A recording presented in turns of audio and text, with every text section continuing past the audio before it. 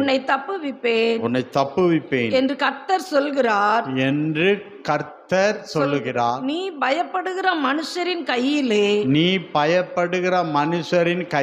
ஒப்பு கொடுக்கப்படுவதில்லை. உன்னை நிச்சயமாகவே விடுவிப்பேன். நீ பட்டயத்துக்கு இரையாவதில்லை. நீ என்னை நம்பினபடினால் உன் பிராணன் உனக்கு கிடைத்த கொள்ளை பொருளை போல இருக்கும் என்று கர்த்தர் சொல்கிறார் என்றார். ஆமென். அல்லேலூயா. இந்த சம்பவம் அநேகருக்கு உங்களுக்கு தெரியாதனால திரும்பவும் நான் அதை சொல்லி பிரசங்கத்துக்குள்ளே போக கர்த்தர் எனக்கு உதவி செய்வாராக. இந்த 38வது அதிகாரத்தையும் நீங்கள் 39ஐயும் சேர்த்து வாசித்தால்தான் இதனுடைய இந்த தீர்க்க தரிசன வார்த்தையாகிய வாக்கு அது நமக்கு புரியும் என்று நாம் பார்க்கிறோம். 38வது அதிகாரத்தில் எரேமியாவை தூக்கி பிரதானிகளும் பிரபுக்களும் என்ன செய்தார்கள் என்றால், ஒரு தண்ணீர் இல்லாத கிணத்துல தூக்கி போட்டு அவன் அதிலே சாகணும் அப்படின்னு சொல்லிட்டு உண்மையாய் ஊழியம் செஞ்ச அந்த எரேமியாவை தூக்கி அங்கே போட்டார்கள்னு பார்க்கிறோம். கர்த்தருடைய சத்துருக்கள் அவர்கள் யார்? எரேமியாவை தூக்கி குழியில் போட்டவர்கள் கர்த்தருடைய சத்துருக்கள். அவர்கள் ராஜாவின் பிரதானிகளும் ராஜாவின் பிரபுக்களும் இவர்கள் தூக்கி போடுறாங்க. ஆனால் அந்த பிரதானியில் ஒருத்தன் தான் எத்தியோப்பியன், அந்நிய நாட்டுக்காரன். அவங்க இருக்கான். அவன் ராஜா கிட்ட போய் என்ன செய்யறான்? பேசுகிறான். ராஜா, எரேமியா அந்த தப்பு பண்ணலை, கர்த்தர் சொன்ன வார்த்தையை தான் அவர் நமக்கு சொல்லியிருந்தார். ஆனால் அவர் அப்படி விட்டிங்கன்னா அந்த கிணத்துலேயே அவர் செத்து போவார் அப்படி அவன் எடுத்து சொன்னதுனால ராஜாவுக்கு என்ன செய்தார்? நம்மகிட்ட ஒரு 30 மனுஷரை கூப்பிட்டு போய் கிணத்துலேருந்து தூக்கி விடுன்னு சொல்லுவார். ஆனால் அவனை சிறையிலிருந்து விடுவிக்க ராஜாவுக்கு தைரியம் இல்லை, ராஜாவுக்கு முடியல. தானியலை தூக்கி போட்டாங்க, அவனை விடுவிக்க ராஜாவால் முடியலை. ஆமென். அல்லேலூயா. ஆமாம், உலகத்தை ஆளுகிற ராஜாவால் நம்மளை விடுவிக்க முடியாது. நீங்கள் செதைக்கியா ராஜா ஸ்தோத்திரம் எரேமியாவை விடுவிக்க முடியும், ஆனாலும் முடியாது. ஏன்னா பிரதானிகள் பிரபுக்கள் ஆனாலும் செய்ய முடியும், ஆனாலும் அவனுக்கு தைரியம் இல்லை, ராஜாவுக்கு தைரியம் இல்லை. அதனால் என்ன சொன்னால் அதுலேருந்து தப்பிக்க வச்சுருங்க அப்படின்னு சொல்லி அவன் சொன்னதுனால ஒரு 30 மனுஷரை கூப்பிட்டு போய் என்ன பண்ணுறாங்க? அவன் அந்த எத்தியோப்பியன் போய் அதை செய்கிறான், விடுவிச்சு. ஆனால் விடுவிச்சாலும் அவன் அரண்மனையில் அவன் என்ன செய்கிறான்? காவல் கடங்களில் தான் எரேமியா இருக்கிறான் என்று பார்க்கிறோம். இப்போ என்ன இந்த சம்பவம்னா, இப்போ எரேமியாவை தப்பிச்சது யார் அப்படின்னா, நம்மகிட்ட இருக்கிற பிரதானியில் ஒருத்தன் இந்த எத்தியோப்பியன் தான். பிரபுக்களும் அந்த பிரதானிகளும் ஒரு ஆலோசனை பண்ணுறாங்க. எரேமியா சாகலை நம்ம பண்ணோம், இவன் எப்படி தப்பிச்சான்? ஆகவே இவனை கொலை செய்வதற்கு இந்த பிரதானிகளும் இந்த பிரபுக்களும் பிளான் பண்ணுறாங்க, திட்டம் போடுறாங்க. அப்போ திட்டம் போடும் பொழுது இந்த காரியத்தை என்ன செய்கிறாருன்னா, அந்த எத்தியோப்பியன் இவர் காவலில் இருக்கார், இவர்கிட்ட நிற்கும்போது சிறைச்சாலையில் இருக்கிற எரேமியாவுக்கு கர்த்தருடைய வார்த்தை இந்த எத்தியோப்பியனுக்கு வருது. என்ன வார்த்தை வருது அப்படின்னா, நீ பயப்படுகிற அந்த பிரதானியின் கையில், நீ பயப்படுகிற அந்த பிரபுக்களின் கையில் வர இருக்கிற நெபுகாத்து நேச்சர் இவர்களெல்லாம் சங்கரிக்க போறான்னு அவனுடைய கைகளிலும் உன்னை கர்த்தர் ஒப்பு கொடுக்க மாட்டார். நீ பயப்படுகிற மனுஷன் கையில் என்ன செய்ய மாட்டார்? எரேமியா அவருக்கு சொல்கிறார், உன்னை ஒப்பு கொடுக்க மாட்டார். அவர் சொல்லுகிறார் 39:18 என்ன சொல்கிறார் பாருங்க, உன்னை நிச்சயமாக விடுவிப்பேன். நீ பட்டயத்துக்கு, நீ பிரபுக்கள் பட்டயத்துக்கும், நீ பிரதானியனுடைய பட்டயத்துக்கும், நெபுகாத்தினுடைய பட்டயத்துக்கும் நீ என்னது இல்லை, இறையாவதில்லை.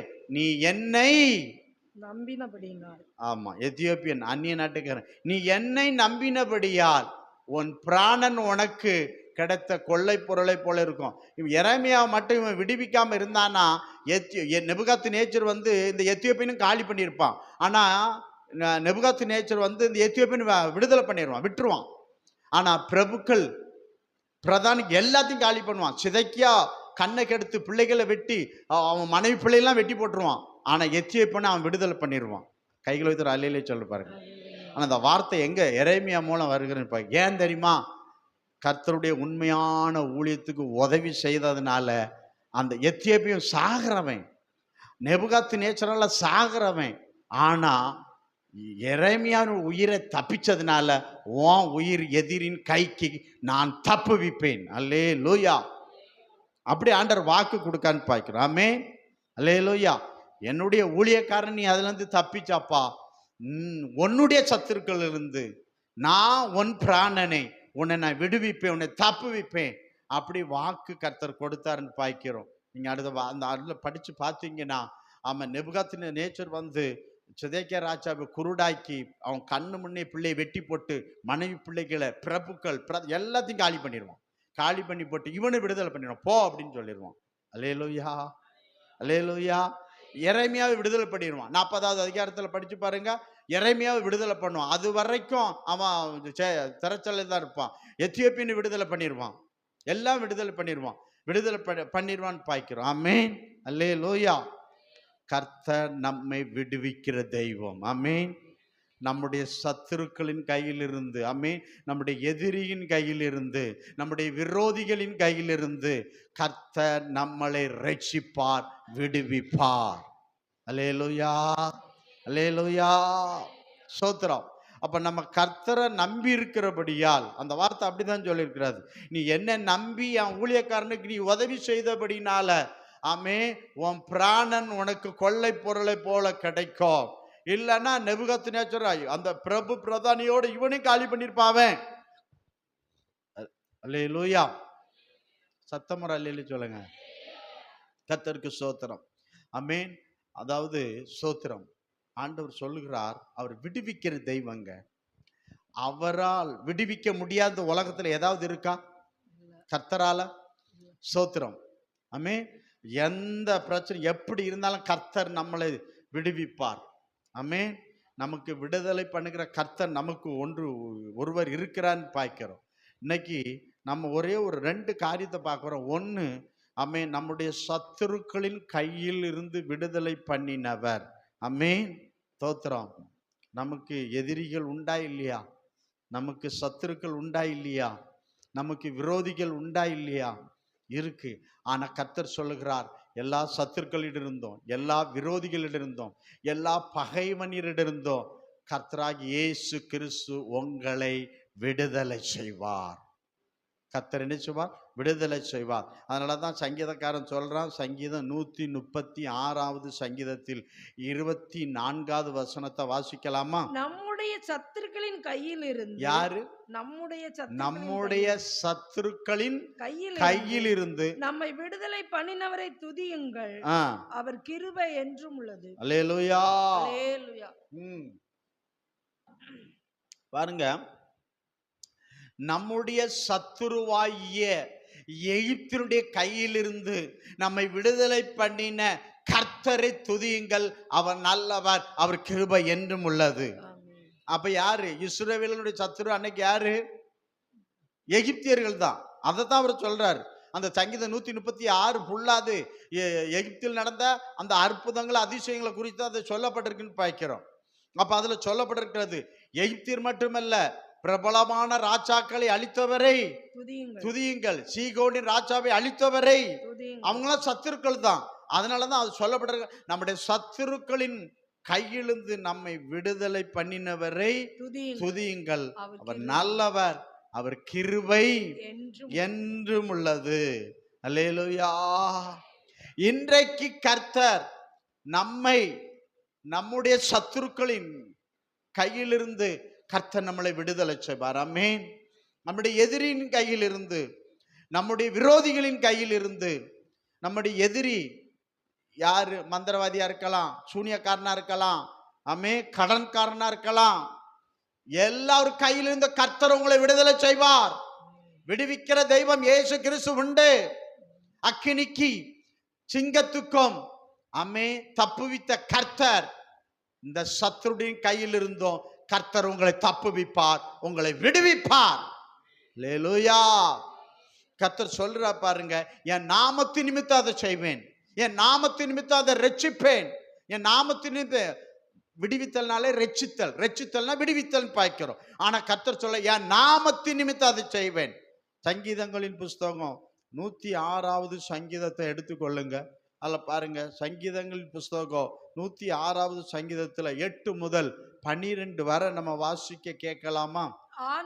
ஆனாலும் அவர் தமது வல்லமையை வெளிப்படுத்தும்படி அவர் தம்முடைய வல்லமையை வெளிப்படுத்தும்படி தம்முடைய நாமத்தின் நிமித்தம், பாருங்க, தம்முடைய நாமத்தின் நிமித்தம் இல்லைங்க. யாத்திராகம் 9:16 மோசைக்கு மட்டும் ஆண்டவர் பேசுவார். என்ன சொல்றார்? ஏன் வல்லமையை, வல்லமுள்ள நாமத்தை இந்த எகிப்திலே பிரசவப்படும்படி உன்னை நான் தெரிஞ்சுக்கிட்டேன் அப்படிம்பார். ஆமென். அப்போ மோசை மூலம் கர்த்தரின் நாமம் யெகோவா என்கிற நாமத்தின் மூலம் அற்புதங்களை செய்தான் பாய்க்கிறோம். அந்த நாமம் தான் அவர்களை ரட்சித்ததுன்னு பாய்க்கிறோம். ஆமென், அல்லேலூயா. சரி, வாசிங்க. தம்முடைய நாமத்தின் நிமித்தம் அவர்களை ரட்சித்தார். தம்முடைய நாமத்தின் நிமித்தம் யாரை ரட்சித்தார்? இஸ்ரவேலர்களை எகிப்தின் கைக்கு ரட்சித்தார். அவர் சிவந்த சமுத்திரத்தை அதட்டினார். அவர் சிவந்த சமுத்திரத்தை, செங்கடலை அதட்டினார். அது வற்றி வெட்டாந்தரையில் நடக்கிறது போல அவர்களை ஆழங்களில் நடந்து போக பண்ணினார். பகைஞன் கைக்கு அவர்களை விலக்கி ரட்சித்தார். ரட்சித்து சத்துருவின் கைக்கு அவர்களை விலக்கி மீட்டார். பாருங்க, அது சொல்லப்பட்டிருக்க. பகைஞன் கைக்கு யாரு? எகிப்தியன், பார்வோன், பிரதானிகள், ஆலோட்டிகள். அந்த பகைஞன் கைக்கு அவர்களை விலக்கி ரட்சித்தல்னால விடுவித்தல். ரட்சித்தல் என்னது? விடுவித்தல் என்று வைக்கிறோம். அந்த சத்துருவின் கைக்கு அவர்கள் விலக்கி என்ன செஞ்சாராம்? மீட்டார். அவர்கள் சத்துருக்களை தண்ணீர்கள் மூடிக்கொண்டது. ஆமா, இஸ்ரவேலுடைய சத்துருக்களை தண்ணீர்கள் என்ன செஞ்சதா?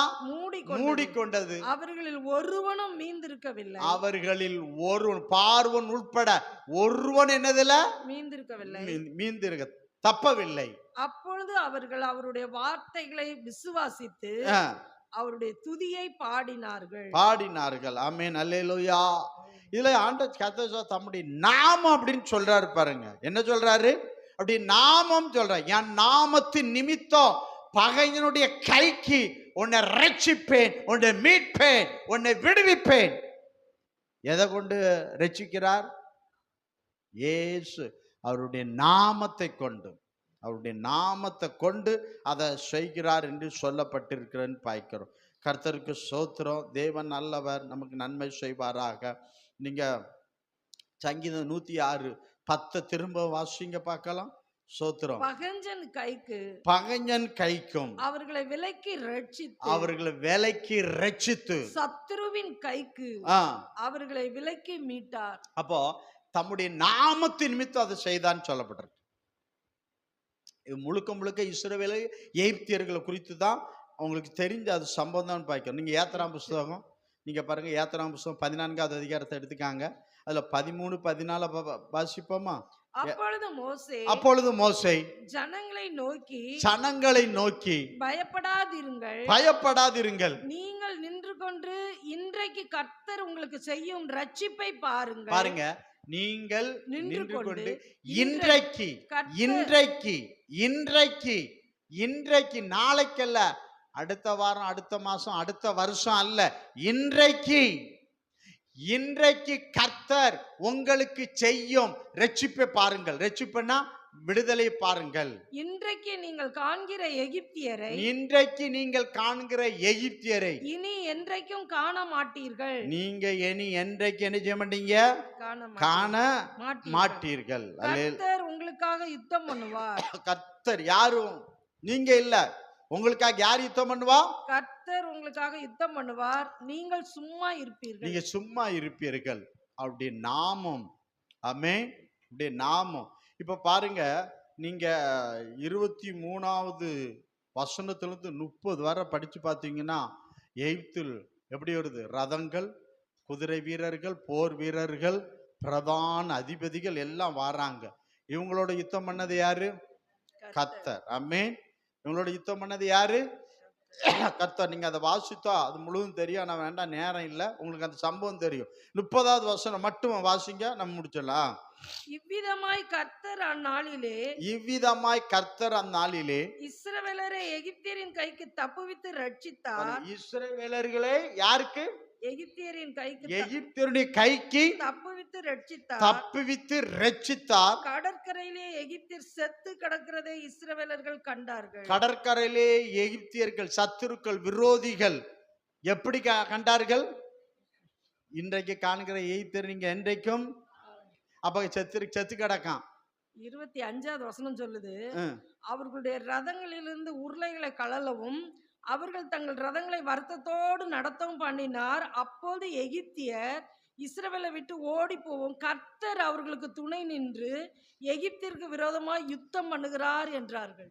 சரி, இப்ப பாத்தீங்கன்னா ஃபர்ஸ்ட் சொல்லிட்டான், இன்றைக்கு காண்கிற எகிப்தியரை இனி காண மாட்டீர்கள், என்றைக்கும் காண மாட்டீர்கள். அப்ப கர்த்தர் உங்களுக்காக இன்னைக்கு என்னத ரட்சிப்பை கட்டளை இடுகிறார், அவருடைய நாமத்தின் நிமித்தம். ஆமென். நீங்க எகிப்தியரோட கர்த்தர் பட்டயத்தை கொண்டா, ஈட்டியை கொண்டா, கேடகத்தை கொண்டா யுத்தம் பண்ணாரு. ஆமென். அவருடைய நாமத்தை கொண்டு யுத்தம் பண்ணார். ஆமென். அப்ப இஸ்ரவேலருக்கு யுத்தம் பண்ணல, கர்த்தர் தான் யுத்தம் பண்ணினான்னு பாய்க்கிறோம். ஆமென். அல்லேலூயா. அதான் சொல்லப்பட்டிருக்க சங்கீதம் 106:8, அவர் தம்முடைய நாமத்தின் நிமித்தம் அப்படின்னு சொல்றாரு. என் நாமத்தின் வல்லமையுள்ள நாமத்தின் நிமித்தம் எகிப்தியருடைய சத்துருக்களில் கையிலிருந்து இஸ்ரவேலர்களை கர்த்தர் விடுவித்தார் என்று பாய்க்கிறோம். பட்டயத்தினால் அல்ல, ஈட்டினால் அல்ல, கேடகத்தினால் அல்ல, கர்த்தருடைய நாமத்தினாலே இஸ்ரவேலர்களை எகிப்தியருடைய கைக்கு விடுவித்தார், ரட்சித்தார். இன்றைக்கு காண்கிற எகிப்தியரை நீ என்றைக்கும் காண மாட்டாய். ஆமென். அல்லேலூயா. இன்றைக்கு காண்கிற எகிப்தியரை நீ என்றைக்கு என்ன செய்ய மாட்டா? காண மாட்டாய். ஸ்தோத்திரம். அல்லேலூயா. ஸ்தோத்திரம். அப்ப ஏன் காண மாட்டான்? எல்லாம் எப்படி கிடக்கானுவ? செத்து கிடக்கானுவ. அல்லேலூயா. உன்னோடு போராடினவர்களை தேடியும் காணாதிருப்பா. இஸ்ரவேலின் கர்த்தர் நடுவில் நீ தீங்கை காணாதிருப்பாய். ஆமென். ஸ்தோத்திரம். உன் எதிரியை, உன் சத்துருக்களை நீ என்ன செய்வா? தேடியும் காணாதிருப்பாய். என கர்த்தர் எதிரின் கையிலிருந்து நம்மளை விடுவித்தார். ஆமென். நம்முடைய சத்துருடைய கையிலிருந்து நம்மளை விடுதலை பண்ணினவரை துதியுங்கள். அப்ப 14 சத்துருக்களை கர்த்தர் அழிச்சு விடுதலை கொடுக்கிறார். 15 பாட்டு பாட ஆரம்பிச்சிட்டாங்க. கர்த்தர் என்ன செஞ்சிட்டாங்க? துதிக்க ஆரம்பிச்சுட்டாங்கன்னு பாய்க்கிறோம். ஆமென். அல்லேலூயா. அல்லேலூயா. அப்ப பாருங்க, ஸ்தோத்திரம்.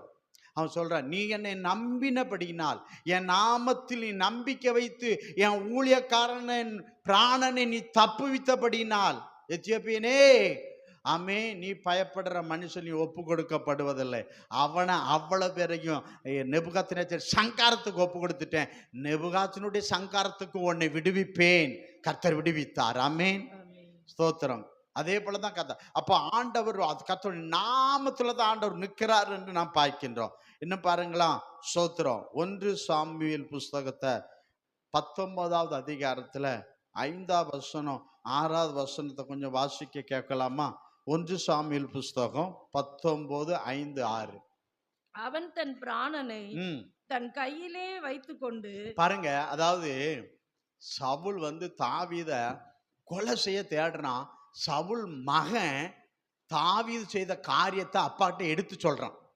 சவுல் மகன் அப்பாவுக்கு எடுத்து சொல்றான், எப்பா நீ பயந்து நடிக்கிட்டு இருந்திய, அந்த பெலிசிட்ட யுத்தம் பண்றதுக்கு ஒருத்தனும் போவேலையே, நீயே பயந்துக்கிட்டு தான் இருந்தா.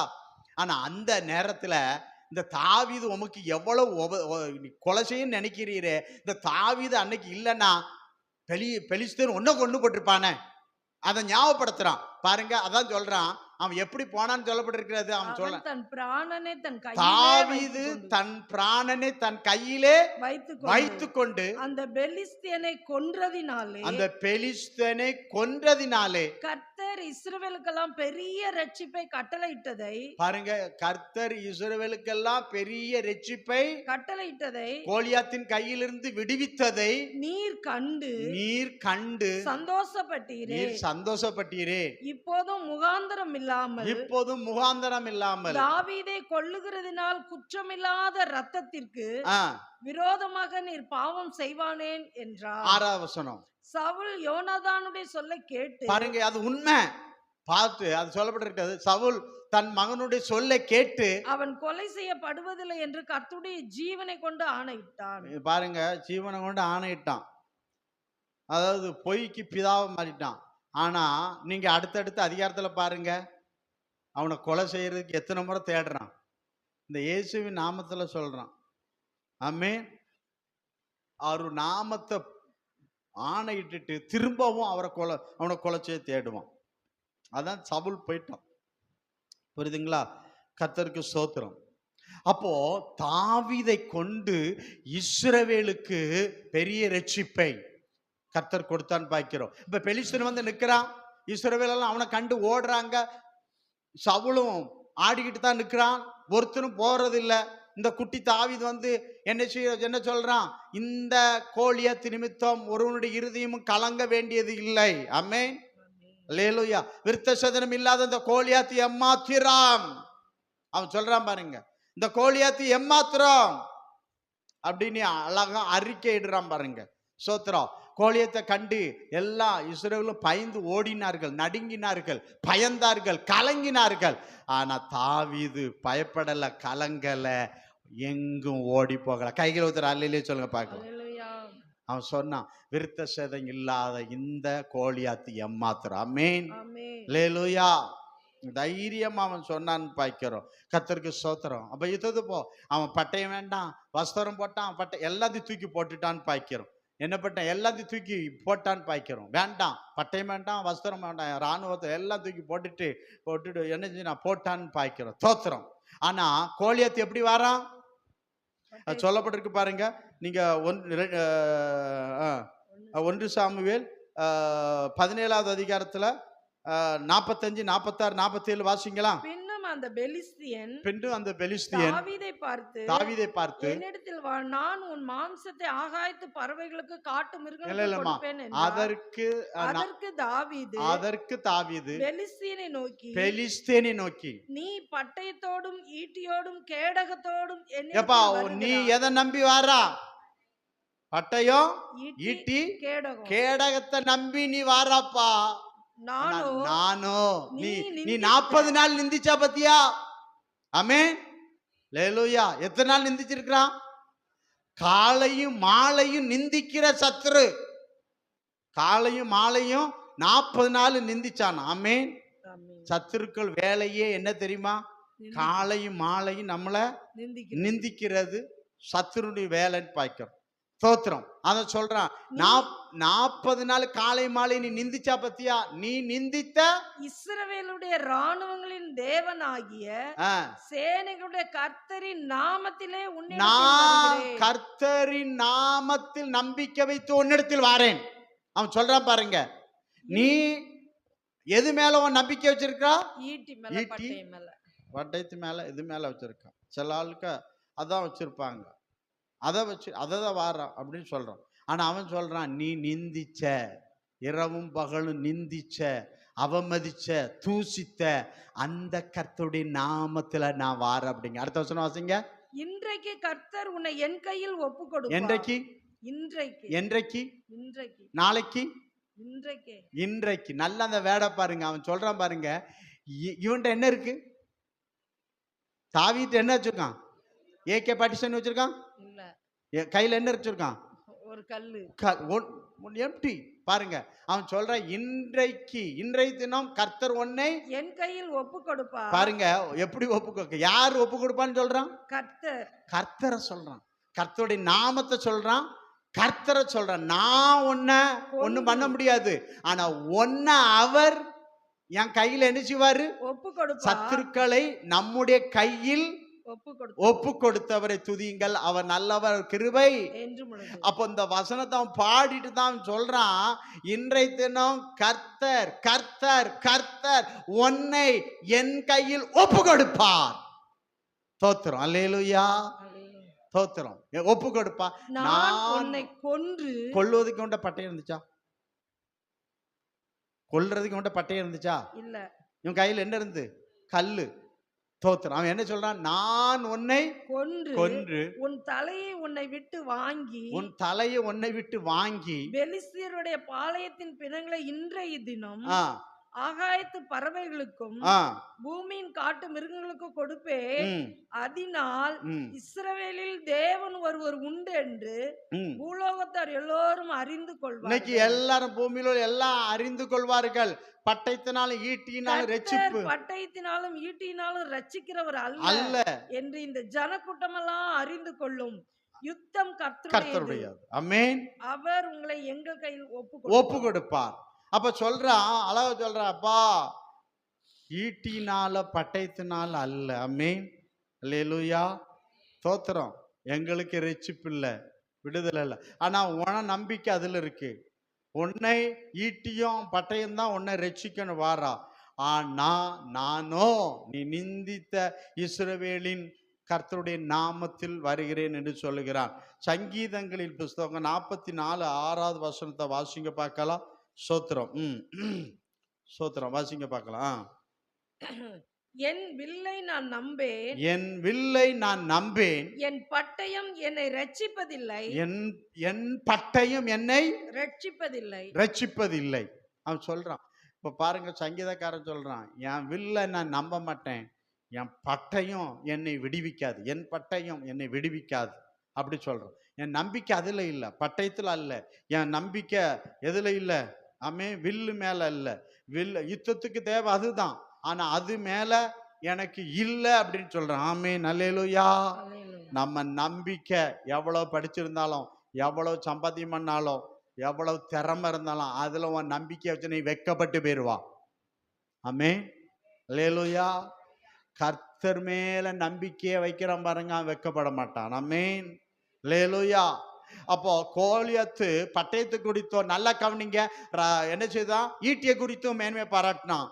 ஆனா தாவீதோ அவன் சொல்றான், சில ரதங்களை குறித்தும் குதிரைகளை குறித்தும் நாங்களோ அவர்கள் முறிந்து விழுந்தார்கள், நாங்களோ எழுந்து நிமிர்ந்து நிற்கிறோம். நாங்களோ கர்த்தராகி இயேசு கிறிஸ்து நாமத்தை குறித்தே மேன்மை பாராட்டுவோம். அவர்கள் முறிந்து விழுந்தார்கள், பட்டயத்தை நம்பினவர்கள் முறிந்து விழுந்தார்கள், நாங்களோ எழுந்து நிமிர்ந்து நிற்போம். கர்த்தரின் நாமத்தில் ஜெயக்கொடி எங்களுக்கே, ஜெயக்கொடி எங்களுக்கே.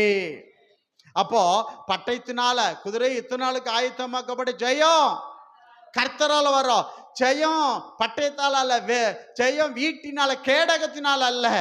தோத்திரம். கோலியாத்து நீ அதை நம்பி இருக்கிறா, நான் அதை அது மேல நம்பிக்கை வைக்கல. வெற்றி தருகிற கர்த்தர் மேல். ஆமென், அல்லேலூயா. வெற்றி தருகிற கர்த்தர் மேல என் நம்பிக்கையை வைத்திருக்கிறேன் அப்படி அவன் சொல்றான் பாருங்க. அவன் அப்படி சொல்றான் பாருங்க. அல்லேலூயா. அப்போ கோலியாத்திட்ட போகும்போது தாவீதுட்ட எவ்வளவு பெரிய பட்டயம் இருந்துச்சு? பட்டயம் இல்லை, அப்படிதானே? கர்த்தர் அவன் சொல்றான், இன்றைக்கு கர்த்தர் உன்னை என் கையில ஒப்பு கொடுப்பார், நான் உன்னை கொல்லுவேன். ஆமென். ஆண்டவர் அவனை அடிச்சு கீழே பட்டா அவன் பட்டயத்தை எடுத்தான் அவனை வெட்டினான். ஆமென், அல்லேலூயா, அல்லேலூயா. சத்துருவின் பட்டயம் சத்துருவை சங்கரிக்கும். ஆமென், அல்லேலூயா. சத்துரு எப்படி நிந்திச்சான், எத்தனை நாள் நிந்திச்சான், அவமதிச்சான், எப்படி தூசிச்சான், எவ்வளவு மனமடிமை ஆக்கினா 40 நாளும். தோத்திரம், அல்லேலூயா, மேன் சோத்திரம். 40 நாள் கர்த்தர் பொறுமையா இருந்து பார்த்தார். ஆமென். 40வது நாள் பட்டயத்தை தீட்ட வச்சார், அதே பட்டயத்தை கர்த்தர் வெட்ட வச்சார். ஆமென், அல்லேலூயா. கர்த்தரையும் கர்த்தருடைய பிள்ளைகளையும் தூசிக்கிறவனை கர்த்தர் சங்கரிப்பார். அல்லேலூயா. கர்த்தருக்கு மகிமையை செலுத்தணும்னு பாய்க்கிறோம். ஆனா பாருங்க, நம்ம நம்பிக்கை கர்த்தர் மேல இருக்கணும். நம்ம நம்பிக்கை எங்க மேல? கர்த்தர். 2 ராஜாக்கள் 18வது அதிகாரத்தில் 5வது வசனத்தை படிச்சு பாருங்க. எசேக்கியாவின் ராஜா யூதாவின் ராஜாவிலும் முன்னு இருந்த கர்த்தர் மேல நம்பிக்கை வைத்ததில் முன்னிருந்த ராஜாவும் அந்த நம்பிக்கை வைக்கல, அவனுக்கு பிற்பாடு வந்த ராஜாவும் அந்த மாதிரி நம்பிக்கை வைக்கலன்னு சொல்லப்பட்டிருக்கு. எசேக்கியா ராஜா கர்த்தர் மேல் அப்படி நம்பிக்கை வச்சான்னு சொல்லப்பட்டிருக்கிறது. அவன் இஸ்ரவேலின் தேவனாகிய கர்த்தரின் மேல் வைத்த நம்பிக்கையிலே அவனுக்கு பின்னும் அவனுக்கு முன்னும் இருந்த யூதாவின் ராஜாக்கள் எல்லாம் அவனை போல் ஒருவனும் இருந்ததில்லை, அவனை போல் ஒருவனும் இருந்தது இல்லை. அல்லேலூயா, அல்லேலூயா. இந்த எசேக்கியா ராஜா கர்த்தரை நம்பி இருந்தான். அசூரிய ராஜா வந்தான், அவன் சொல்றான், எசேக்கியா ராஜா சொல்றது நீங்க நம்பாதீங்க, அவன் கர்த்தரை நம்ப பண்ணுவான். அல்லேலூயா. அவன் என்ன எதிரி சொல்றான், எசேக்கியா சொல்றதீங்க நம்பாதீங்க, அவன் யாரை நம்ப பண்ணுவான்? கர்த்தரை நம்ப பண்ணுவான். அதுக்கு நீங்க இடம் கொடுக்காதீங்கன்னு அவன் சொல்றான்னு பார்க்கிறோம். ஆமென். அல்லேலூயா. எசேக்கியா ராஜாவின் நம்பிக்கை படையின் மேல அல்ல, படை வீரர்கள் மேல அல்ல, ஈட்டி மேல அல்ல, எந்த இது மேலேயும் இல்லை. ஆமென். அவன் நம்பிக்கை அவன் யார் மேலும் வைக்கல. அதனால தான் ஓசியா புஸ்தகம் 1:7 வாசிங்க. ஓசியா புஸ்தகம் 1:7 பாருங்க, வாசிங்க பார்க்கலாம். ஓசியா புஸ்தகம் 1:7. ஓசியா புஸ்தகம் 1வது அதிகாரத்தில் 7வது வசனம். யூதாவின் வம்சத்தார்க்கோ, யூதாவின் வம்சத்தார்க்கோ நான் இரக்கம் செய்வேன். வில்லினாலும் பட்டயத்தினாலும் யுத்தத்தினாலும் குதிரைகளினாலும் குதிரை வீரரினாலும் நான் அவர்களை ரட்சியாமல் அவர்களுடைய தேவனாகிய கர்த்தராலே அவர்களை ரட்சிப்பேன். அப்போ ஆண்டவர் யூதா ஜனமே, உன்னை பட்டயத்தினால குதிரையினால ஈட்டினால அல்ல, கர்த்தராகிய இயேசு கிறிஸ்து நாமத்தினாலே உன்னை விடுவிப்பேன், உன்னை ரட்சிப்பேன். அப்போ எசேக்கியா ராஜாவின் நம்பிக்கை குதிரை ஈட்டி மேல அவன் வைக்கல, அவன் கர்த்தரை தான் அவன் நம்பி இருந்தான்னு பார்க்கிறான். ஆமென். அவன் என்ன செஞ்சான்? பிரச்சனை வந்த உடனே எங்க போயிட்டான்? கர்த்தருடைய ஆலயத்துக்கு போனான். அவன் பிரச்சனை வந்துட்டு யுத்தத்துக்கு படையை ரெடி பண்ணல, படை வீரர்கள் ரெடி பண்ணல, ராஜா நேரே யுத்தம் நடக்கிற இடத்துக்கும் போகல, அவன் கர்த்தருடைய ஆலயத்துக்கு வந்தான்னு பார்க்கிறோம். ஆமென். அல்லேலூயா. நமக்கு போராட்டம் வந்துட்டா, பிரச்சனை வந்துட்டா எங்க வந்துடணும்? கர்த்தருடைய ஆலயத்துக்கு வந்துடணும். ஆமென். அவன் எதையும் நம்பல, கோர்ட்டையும் நம்பல, போலீஸும் நம்பல, வக்கீலையும் நம்பல, எல்லாம் துரோகிகள். ஆமென். அல்லேலூயா. யார் மேலே அவன் நம்பல, தோத்திரம். அது மேல அவன் நம்பிக்கையை வைக்கல, கர்த்தர் மேல நம்பிக்கை வச்சு நேரம் எங்க வந்துட்டான்? ஆண்டவரே, நீர் கொடுத்த படை மேல, நீர் கொடுத்த போர் வீரருக்கு மேல, குதிரை மேல நான் நம்பிக்கை வைக்கலப்பா, உங்க மேல நான் நம்பிக்கை வச்சிருக்கிறேன்ப்பா. தோத்திரம். அல்லேலூயா. தோத்திரம். அவன் ஜெபம் பண்ணான்னு பார்க்கிறோம். கர்த்தருக்கு சோத்திரம். அப்போ எசேக்கியா ராஜாவின் படை வீரர்கள் போய் அசிரிய படையை ஜெயிக்கல. கர்த்தர் ஒரு தூதனை, 1 ராஜாக்கள் 19:35 சொல்லுகிறார், ஒரு தூதனை அனுப்பி கடற்கரை மணல் போல கிடந்த 1,85,000 பேரை தேவதூதன் சங்காரம் பண்ணிட்டு போயிட்டான். ஆமென். பட்டயத்தை வச்சிட்டு இருந்தவன் பட்டயத்தோட செத்து கிடந்தான். ஆமென். இவன் பட்டயமும் வீரனும் யுத்தம் பண்ணல. அல்லேலூயா. அல்லேலூயா. கர்த்தரை நம்பி இருக்கிற அம்மே எசேக்கியா ராஜா வெற்றி பெற்றான். ஆமென்.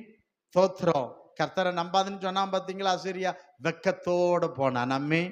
துக்கத்தோட போனான்னு பாய்க்கும். இவன் வெற்றியோட வந்தான். கர்த்தரை நம்பின எசேக்கியா ராஜா வெற்றியோட வீட்டுக்கு வந்தான். கர்த்தரை நம்பின தாவீது வீட்டுக்கு வெற்றியோட வந்தான்.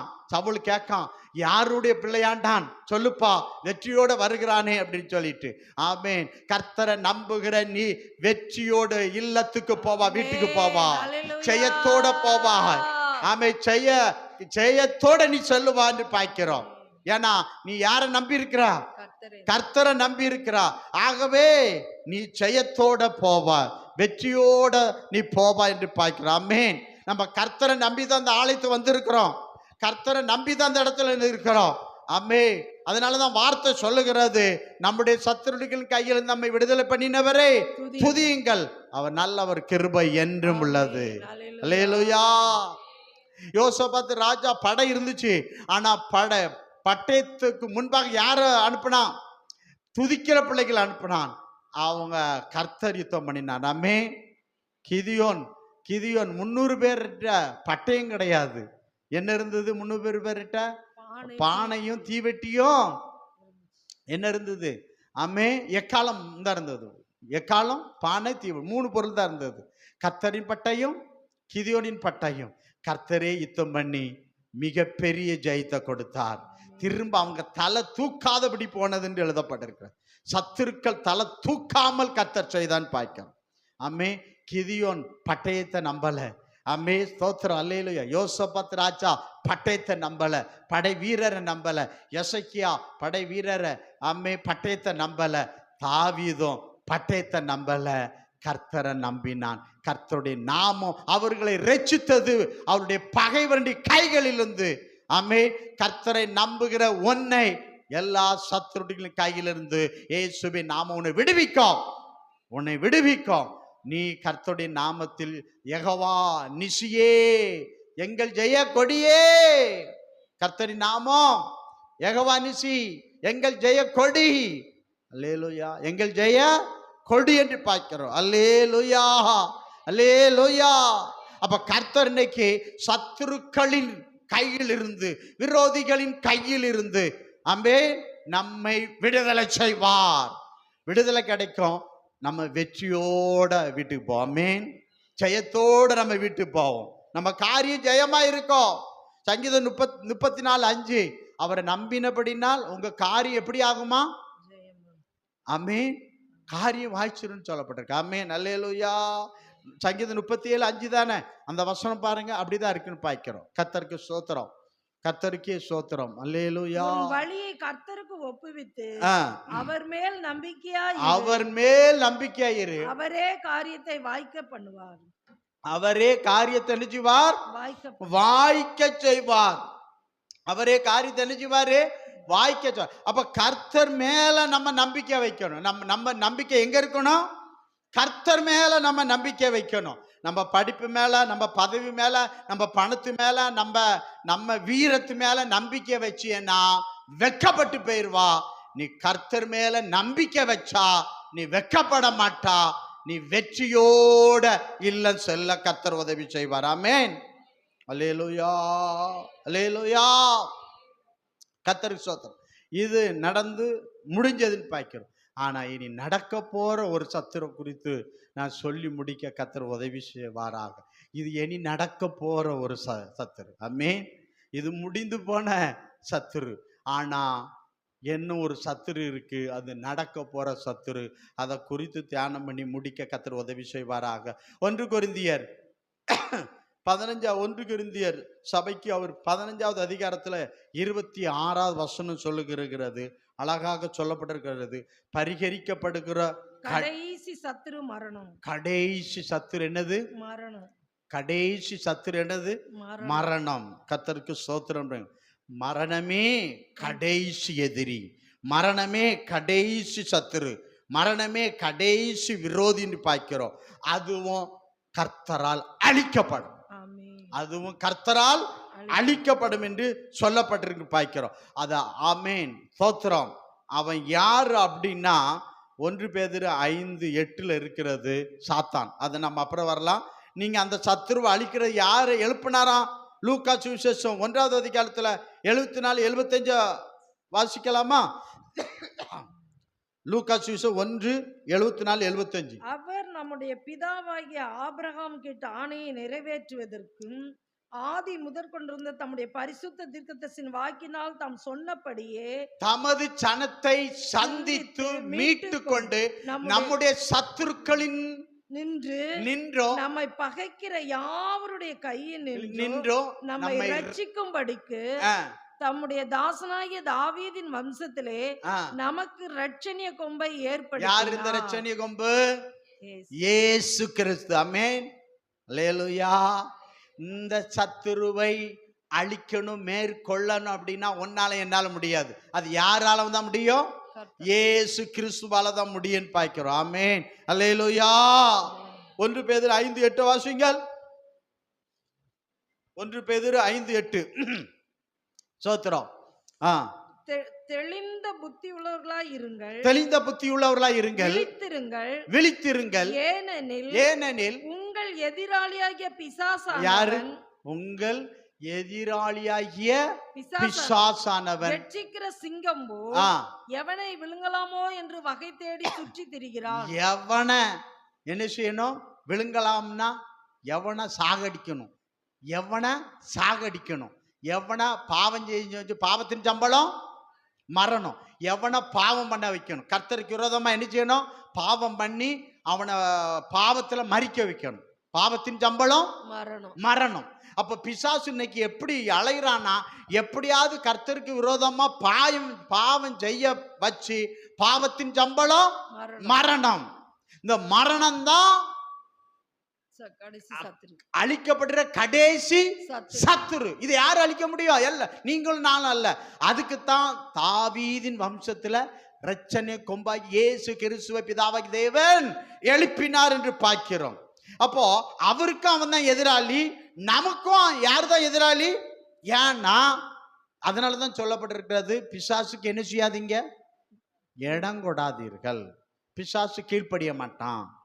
பிசாசு கீழ்ப்படிவானா? கீழ்ப்படிய மாட்டான். அப்ப நம்ம என்ன செய்யணும்? கீழ்ப்படியணும். பிசாசு வந்துட்டானா நீங்க கீழ்ப்படிய மாட்டீங்க. ஆண்டவர் கீழ்ப்படிய, கர்த்தர் வார்த்தை கீழ்ப்படிய மாட்டேங்க, எதுக்கும் கீழ்ப்படிய மாட்டேங்க. கீழ்ப்படியாத பாவம், கீழ்ப்படியாத சவுல், கீழ்ப்படியாத ஆதாம், கீழ்ப்படியாத வஸ்தி, அவங்களாம் ஆசீர்வாதத்தை இழந்து போனார்கள்.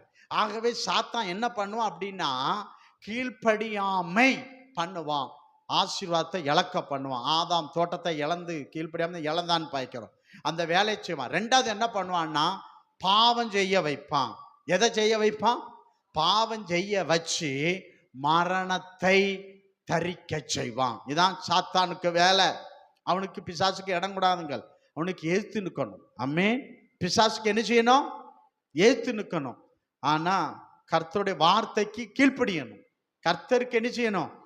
கீழ்ப்படியணும். பிசாசுக்கு என்ன செய்யணும்? எதிர்த்து நிற்கணும். ஏன்னா அவன் உன்னை பலவித சோதனை கொடுத்து உன்னை அவன் என்ன செய்யறான்? சாகடிக்கணும் அலைகிறான், சுற்றி திரிகிறான். ஆமென், ஸ்தோத்திரம். அலைஞ்சிட்டு இருக்கிறான். அப்போ நம்ம அவனுக்கு இடம் கொடுக்க கூடாது, அவனை எதிர்த்து நிற்கணும்னு சொல்லப்பட்டிருக்கு. ஆமென். அவனை எதுக்கணும்னா அவனை எதுக்கணும்னா, யார் யாரெல்லாம் கர்த்தருடைய வார்த்தைக்கு கீழ்ப்படுகிறார்களோ அவர்கள் சாத்தானை எதிர்த்து நிற்பார்கள். யார் யாரெல்லாம் கர்த்தருடைய வார்த்தை கீழ்ப்படியலையோ அவர்கள் எல்லாம் சாத்தானுக்கு என்ன செய்வார்கள்? இடம் கொடுத்து இடறி போவார்கள். ஆமென். கர்த்தருக்கு நம்ம கீழ்ப்படிஞ்சிட்டானா நீ சாத்தானை எதிர்ப்பா.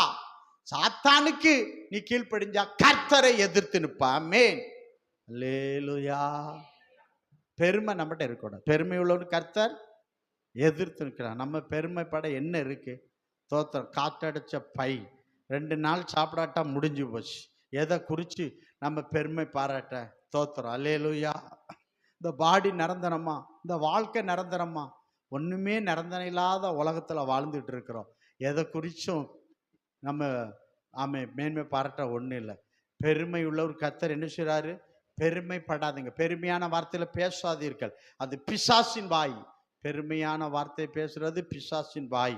ஆமே. கிருபை நிறைந்த அபிஷேகம் பண்ணப்பட்ட வார்த்தைக்கு பேசுகிறது இயேசு கிறிஸ்துனுடைய வாய் என்று பார்க்கிறோம். கர்த்தருக்கு நான் மகிமை செலுத்துறேன். பிசாசு என்ன பண்ணுவான்னு சொல்லப்பட்டிருக்கு. இயேசு கிறிஸ்து சொல்றாரு பாருங்க, லூக்கா சுவிசேஷம் 22வது அதிகாரத்தில் 31, 32 வாசிக்க சீக்கிரம்.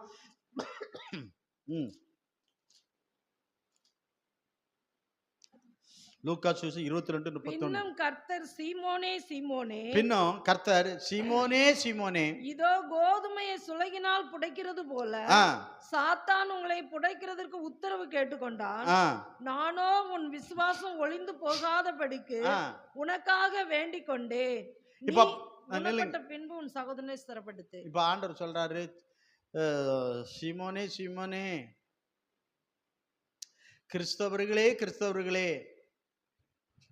கிறிஸ்துவை பின்பற்றுகிற கிறிஸ்தவர்களே, சாத்தான் என்கிட்ட என்ன கேட்டுக்கிட்டான்? சொலகளை கோதுமை போட்டு புடைக்கிறது போல சோதனையாலும் வேதனையாலும் போராட்டத்தாலும் பிரச்சனையினாலும் நஷ்டத்தாலும் குழப்பத்தாலும் போட்டு புடைக்கிறதுக்கு என்கிட்ட என்ன கேட்டான்? அனுமதி கேட்டான். ஆண்டவர் அனுமதி கொடுக்கல. ஆமே, உனக்காக நான் வேண்டிக் கொண்டேன். ஆமென். இயேசு கிறிஸ்து சொல்றாரு, ஸ்தோத்திரம். ஆனா யோபுவை சோதிக்க பிதா அனுமதி கொடுத்தான்னு பார்க்கிறோம். ஆனா இயேசு கிறிஸ்து என்ன செய்யல? ஆமே, அனுமதி கொடுக்கல. காரணம், அவனை ஆண்டவர் சிலுவையிலே மிதித்து நசுக்க போறாரு, அதனால தான் கொடுக்கல. ஆமென். ஸ்தோத்திரம். அல்லேலூயா. ஸ்தோத்திரம். நம்ம அதை நல்லா கவனத்தில் எடுத்துக்கொள்ள வேண்டும் பார்க்கிறோம். ஆனாலும் சில அனுமதியை கர்த்தர் கொடுக்கிறார். வெளிப்படுத்தல் 2:10 வாசிங்க, கொஞ்சம் வேகமா வாசிங்க, முடிக்கலாம். வெளிப்படுத்தல் 2வது அதிகாரத்தில் 10வது வசனத்தை வாசிங்க. ஸ்தோத்திரம். நீ படப்போகிற பாடுகளை குறித்து, நீ உண்மையான கிறிஸ்தவர்களாகிய நீங்கள் படப்போகிற பாடுகளை குறித்து எவ்வளவும் பயப்படாதே. பயப்படாத. இதோ நீங்கள் சோதிக்கப்படும் பொருட்டாக ஆ, பிசாசானவன் உங்களில் ஆ, சிலரை காவலில் போடுவான். ஆ. 10 நாள் உபத்திரவப்படுவீர்கள். எவ்வளவு நாள்? 10 நாள். கொஞ்ச கால பாடுதான். ஆமே. இந்த லேசான உபத்திரவம் தான். ஆமே. லேசான உபத்திரவம் தான். தோத்திரம். அல்லேலூயா. ஏன் அதை அனுமதிக்கிறார் அப்படின்னா, நல்லா கவனிங்க. யாக்கோபு 1:12 சொல்லுகிறது, சோதனை சகிக்கிற மனுஷன் பாக்கியவான், அவன் உத்தமன் என்று விளங்கின பின்பு ஜீவ கிரீடத்தை. அப்ப ஜீவ கிரீடத்தை நீங்க பெற்றுக்கொள்ள தகுதியா இன்னும் சில டெஸ்ட் வைக்கிறார், சில சோதனைகளை ஆண்டவர் நமக்கு அனுமதிக்கிறார். அவருடைய அனுமதி இல்லாமல் ஒரு முடிவுடைய கீழே உள்ளது. ஆமென். அப்ப கர்த்தர் நமக்கு, சாத்தான் சோதித்தா நம்ம அழிஞ்சிருவோம். ஆனா கர்த்தர் நம்மளை சோதனை படுத்தினார் என்றால் நமக்கு ஜீவ கிரீடம், மகிமை. ஆமென். அதுக்கு தான் சில டெஸ்ட், சில சோதனைகளை கர்த்தர் அனுமதிக்கிறான்னு பார்க்கிறோம். ஆனாலும் அந்த சோதனையில கர்த்தர் நம்மளை விட மாட்டார். 1 கொரிந்தியர் 10:13 சொல்லுகிறது, மனிதருக்கு நேரிடுகிற சோதனை இல்லாமல் வேறொரு சோதனை இல்லை. அந்த சோதனையிலிருந்து தப்பித்துக் கொள்ள ஒரு போக்கை, ஒரு வாசலை இயேசு கிறிஸ்து உங்களுக்காக வச்சிருக்கிறார். சோதிக்கப்படுகிற அவர்களுக்கு அவர் உதவி செய்வார். அல்லேலூயா. அப்ப நம்ம என்ன செய்யணும்? ஆண்டவர் சொன்னாரு, நீங்கள் சோதனைக்கு உட்படாதபடி விழித்து ஜெபம் பண்ணணும். இந்த சபையில ஜெபம் வச்சிருக்கோம். ஆமென். நிறைய பேர் ஜெபத்துக்கு என்ன செய்யறது இல்லை, வர்றது கிடையாது. தோத்திரம். என்னது வர்றது கிடையாதுன்னு பார்க்கிறோம். ஜெபம், நீங்க சோதனைக்கு உட்படாதபடிக்கு நீங்க ஜெயிக்கணும். ஜீவ கிரீடத்தை பெற்றுக்கொள்ளணும்னா ஜெபிக்கணும். ஆனா சாத்தான் ஜெபம் பண்ண விட மாட்டான். ஆமே, ஸ்தோத்திரம். அதனாலதான் சாத்தான் என்ன செய்யறான்? தூக்கத்தை கொடுக்குறான். தூக்கத்துல அவன் எதை விதைக்கான்? சோதனையாக்கிய கலை என்ன செய்யறான்? விதைக்கான்னு பார்க்கிறோம். அல்லேலூயா. நீ தூங்கினால் எதிரி சோதனை விதைப்பான். நீ செபிக்க மறந்தா எதிரி ஜெயம் எடுப்பான், நீ தோல்வி. ஆமென். அல்லேலூயா, அல்லேலூயா. மோசே செபிக்கும் பொழுது இஸ்ரவேலர்கள் ஜெயித்தார்கள். அப்ப சபையில் நடக்கிற ஒரு ஜெபத்தை நீங்க விடாதீங்க. ஆனா வர விட மாட்டான், வர விட மாட்டான், ஜெபத்துக்கு வர விட மாட்டான். ஏன்னா வந்துட்டா உனக்கு என்ன கிடைச்சிரும்? சோதனை விடுதலை, அடுத்தது உனக்கு வெற்றி. அல்லேலூயா. உனக்கு என்ன கிடைச்சிரும்? வெற்றி கிடைச்சிரும். சோதனை விடுதலை ஆயிடுவா. அதனால சாத்தான் உன்னை என்ன செய்ய மாட்டான்? அந்த நேரம் ஆளை கொண்டு சென்று தடை பண்ணிடுவான். எங்க போறா? ஜெபம் பண்ண போறியா? வீட்டுல கடை. அல்லேலூயா. சோத்திரம். ரொம்ப ஜாக்கிரதையா இருங்க. ஆமென்.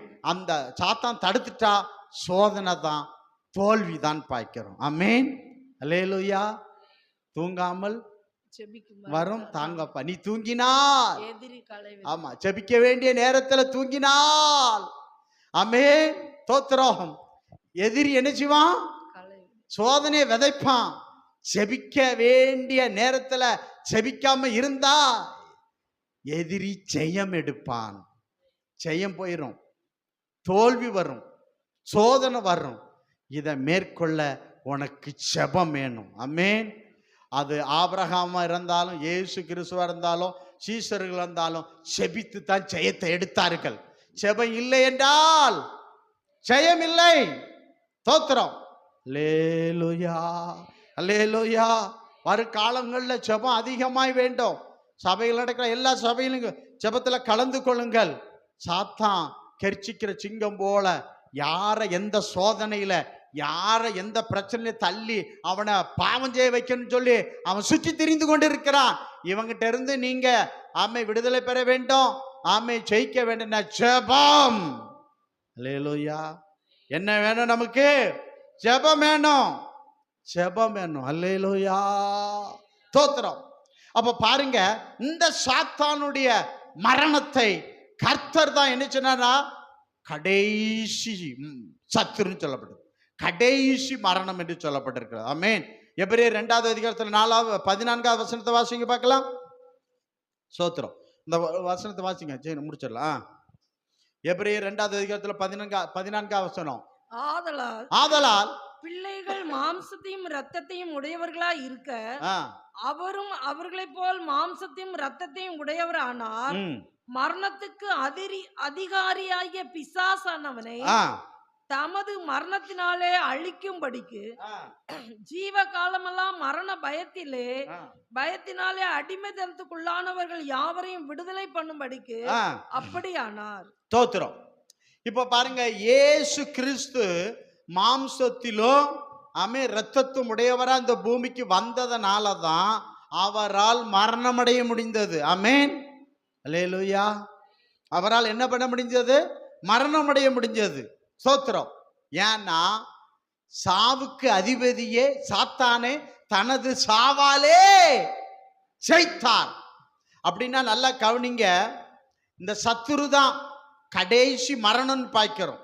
இந்த சத்துரு தான் மரணத்தை கொடுத்துட்டு இருக்கான் மனிதனுக்கு பாய்க்கிறோம். ஆகவே இந்த சத்துருவை தனது சாவாலே அவனை என்ன செஞ்சாரு? அழித்தார் என்று பாய்க்கிறோம். ஆமென். என்ன செஞ்சாரு? அழித்தார் என்று பாய்க்கிறோம். நீங்க நல்லா கவனிங்க, ஆதாம் பாவம் செஞ்ச உடனே மரணத்துக்கு அதிபதி சாத்தான். அப்போ இயேசு கிறிஸ்து மரித்து அவர் உயிரோடு எழும்புகிற வரைக்கும் அவர் என்ன செஞ்சார்னா, மரணத்துக்கு அதிகாரி யாரு தெரியுமா? சாத்தான் தான். மரணத்துக்கு அதிகாரி யாரு? சாத்தான். அது வர பாவம் செஞ்சு சனத்தை என்ன செஞ்சா மோசம் போய்கிட்டே இருப்பான். பாவத்தை பண்ணி பண்ணி அவன் என்ன செஞ்சான்? சனம் தன் பக்கத்தில் அவன் இழுத்துக்கிட்டு இருந்தான்னு பார்க்கிறோம். இயேசு கிறிஸ்து என்னைக்கு மரித்தாரோ அன்னைக்கு சாத்தானுடைய அதிகாரம் யாருக்கிட்ட வந்துட்டு? இயேசு கிறிஸ்து வந்துட்டு. அவர் மரித்த உடனே எங்க போனாரு? பூமிக்கு கீழே போனார். சிறைப்பட்டவர்களை சிறையாக்கி கொண்டு என்ன செஞ்சாரு? அவர் மேலந்தார். அது வெளிப்படுத்தல் 1:18 என்ன சொல்லப்பட்டிருக்கிறது? மரித்தேன், சதா காலமா நான் என்ன செய்றேன்? உயிரோடு. இது மரணத்துக்கும் பாதாளத்துக்கும் திறவுகள் யார்கிட்ட வந்துட்டு? அப்போ அது வரைக்கும் யார்கிட்ட இருந்துச்சு? இது சாத்தாங்கிட்ட இருந்தது. ஆமென். அப்ப பரிகரிக்க கடைசி சத்துரு. ஆமென். கடைசி சத்துருவை கர்த்தர் தமது சாவாலே என்ன செஞ்சார்? அழித்தார் என்று பார்க்கிறோம். ஆமென், அல்லேலூயா. அப்புறம் சாவை இயேசு வென்றுட்டார். மரித்த இயேசு இனி மரிப்பதில்லை. ஆமென். அப்ப நமக்கும் என்ன இல்ல? நம்ம ரட்சிக்கப்பட்ட நமக்கும் இயேசுவை ஏற்றுக்கொண்ட நமக்கும் மரணம் கிடையாது. மரண பயம் இருக்கக்கூடாது. மரண பயம் இருக்கக்கூடாது. அல்லேலூயா. அதனாலதான் வசனம் சொல்லுது பாருங்க, என்ன சொல்லுது? 1 கொரிந்தியர் 15வது அதிகாரத்துல 51 57 வரை வாசிக்க பார்க்கலாம். 57 வரை ஒரு ரகசியத்தை உங்களுக்கு அறிவிக்கிறேன். நாம் எல்லோரும் நித்திரை அடைவதில்லை, நாம் எல்லோரும் மரிப்பதில்லை. ஆகிலும் கடைசி எக்காலம் தொனிக்கும் போது, ஒரு நிமிஷத்திலே ஒரு இமைப்பொழுதிலே நாம் எல்லோரும் மறுரூபமாக்கப்படுவோம். எக்காலம் தொனிக்கும். அப்பொழுது மரித்தோர் அழிவில்லாதவர்களாய் எழுந்திருப்பார்கள். அப்பொழுது மரித்தவர்கள் அழிவில்லாதவர்களாய் மரணத்தை ஜெயித்து எழுந்திருப்பார்கள். நாமும் மறுரூபமாக்கப்படுவோம். அழிவுள்ளதாகிய இது அழியாமையும், சாவுக்கு ஏதுவாகிய இது சாவாமையும் தரித்து கொள்ளும் போதா அழிவுள்ளதாகிய இது அழியாமையும், சாவுக்கு ஏதுவாகிய இது சாவாமையும் தரித்து கொள்ளும் போது மரணம் ஜெயமாக விழுங்கப்பட்டது என்று எழுதியிருக்கிற வார்த்தை நிறைவேறும். இப்பதான் நம்ம பேச முடியும். என்ன பேச முடியும் தெரியுமா? மரணமே உன் கூர் எங்கே? பாதாளமே உன் ஜெயம் எங்கே? மரணத்தின் கூர் பாவம், பாவத்தின் பலன் நியாய பிரமாணம். நம்முடைய கர்த்தராகிய இயேசு கிறிஸ்துவினாலே நமக்கு ஜெயம் கொடுக்கிற தேவனுக்கு ஸ்தோத்திரம். அல்லேலூயா. இயேசு மரணத்தை ஜெயித்தார். ஆமென். நானும் மரணத்தை ஜெயிப்பேன். ஆமென். அப்பனா நல்லா கவனிங்க, பரிகரிக்கப்படுகிற கடைசி சத்துரு என்னது? சாத்தான். மரணம், சாத்தான். நல்லா கவனிங்க. அதனாலதான் பிலிப்பியர் 1:21 சொல்லுகிறது, கிறிஸ்து எனக்கு ஜீவன், சாவு எனக்கு ஆதாயம். இப்போ பிசாசு மரணம் சங்கரிக்கப்படாவிட்டால் மரணம் உனக்கும் எனக்கும் நஷ்டமா போயிரும், லாபம் அல்ல. ஆமே. சாவு எனக்கு ஆதாயம். இப்ப சொல்லலாம், மரணமே உன் ஜெயம் எங்கே? பாதாளமே உன் ஜெயம் எங்கே? ஆமென். கிறிஸ்து எனக்கு ஜீவன். ஆமென். மரணம் எனக்கு என்னது? ஆதாயம். ஆமென். இழப்பு அல்ல. ஏன்னா நான் மரிப்பேன், உயிரோடு எழும்புவேன். ஆமென்.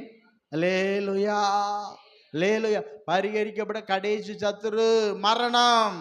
வெளிப்படுத்தல் 20:14 சொல்லுகிறது, அந்த மரணம் முழுவதும் அழிக்கப்படுகிறது. ஆமென்.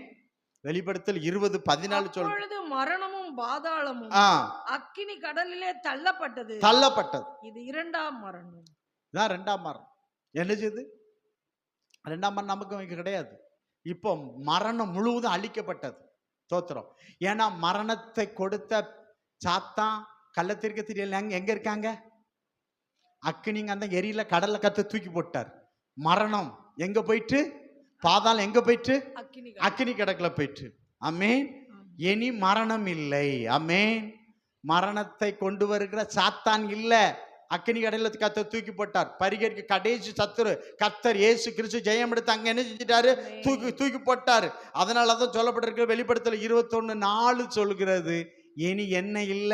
அவருடைய கண்ணீர் யாவையும் தேவன் துடைப்பார். இனி மரணமும் இல்லை, துக்கமும் இல்லை. இனி என்ன இல்ல?